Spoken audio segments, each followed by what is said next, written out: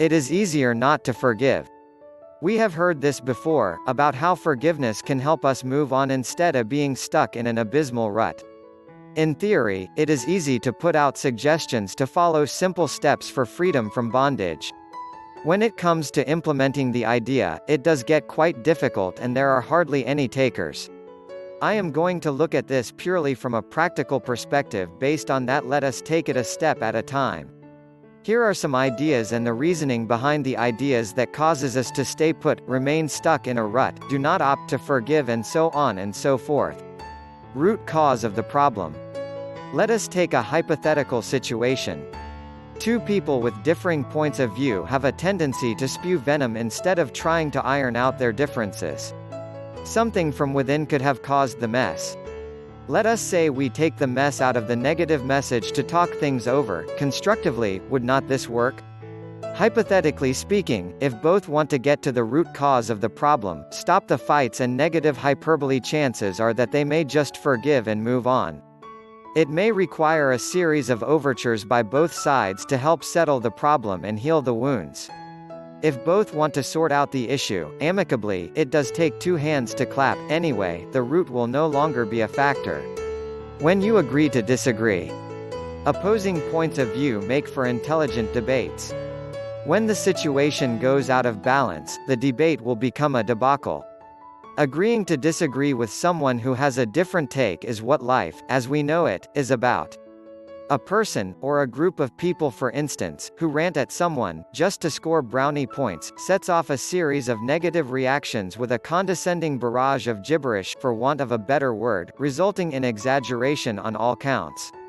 Therefore, while it is cool to disagree with an opposing point of view, constant chatter bordering on the negative takes the swing way too high.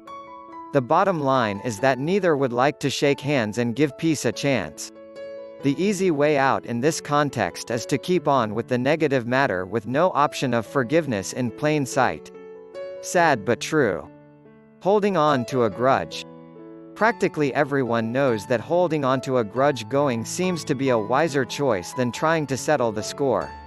Let us consider this situation. Imagine you have a falling out with someone over a trivial issue. The problem can go on for days, weeks, months and years. Since the triviality was never addressed in the past, the grudge becomes a crutch because neither party would like to lose the crutch for fear of being considered the loser.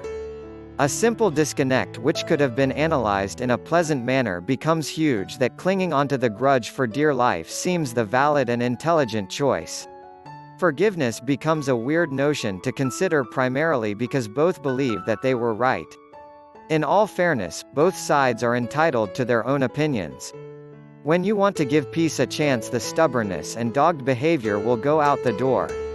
Anger raises its head.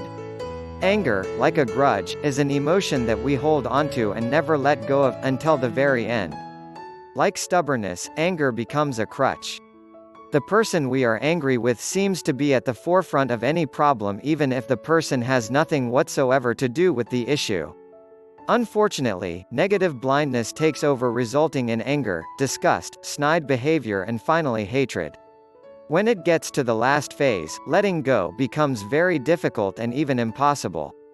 Since no one is able to mend fences but sitting on the fence is an easier route, the determination to stay angry continues. Therefore, even if the thought crosses your mind to settle the score, the negative voice within will keep on as the anger remains and the hatred grows. Forgiveness, when you remain angry, becomes almost impossible, but down the line, it can work out, if everyone wants to give peace a chance. In simple speech, there are many reasons, aside from the ones cited above, why forgiveness and love takes a backseat. One prime reason being that arrogance has become a prime virtue. When you forgive someone, you give up on pride. Most of us choose to keep pride close to our hearts, and being humble goes out the door. Instead of getting moralistic here, the point being projected is that forgiveness has and will always take us places. It is very difficult, and while we need to move on, we need to heal too.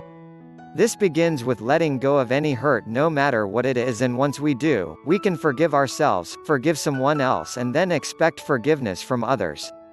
This journey never ends, but unless we try, we will never succeed.